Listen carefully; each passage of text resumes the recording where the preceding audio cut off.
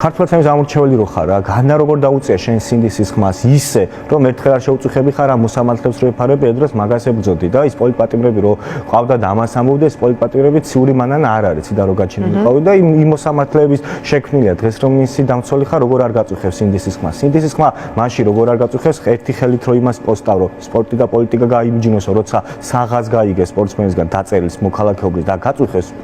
პოლიტიკაში ნერევიო და მეორე მხრივიდან კობიაშვილს, რომელიც ერთის მხრივ ხუთის ფედერაციის პრეზიდენტია და თან დეპუტატია, ინტერესთა კონფლიქტია, თავის თავს ბიუჯეტს უმტკიცებს და ფულს აძლევს. აი ეს როგორ არ გაწუხებს, აი ყაველაშვილი როგორ არ გაწუხებს თავისი დიადით. ერთხელ სინდისის ხმას შენთვის არ უთქვია, რომ განაშე რატო არ ხარ საპრეზიდენტო, აი ის რატო, აი შენზე კომპეტენტურია, შენზე მეტი უსწავლია თუ ვინ ხარ ეგეთი, რომელიც აი ესე აღაფრთოვანებს ყაველაშვილი და ის გირჩევნია. ბავშვი რა თავში ფეხი ჩაარტყა იქ რობოკოპმა ძირს დაგდებულს ფეხბურთის ბურთივით. აი იმის სახელი და გვარი რო არიცით ვინ იყო, არ იყო რომ მალავთ და რო არ არის დასჯილი ხარ. სინდისის ხმამ როგორ არ უნდა შეგაწუხოს მაშინ სინდისის ხმა როგორ არ უნდა შეგაწუხოს აი ხარ რომ გამოიძიოთ ნაციონალური მოძრაობის მიერ ჩადენილი დანაშაულებიო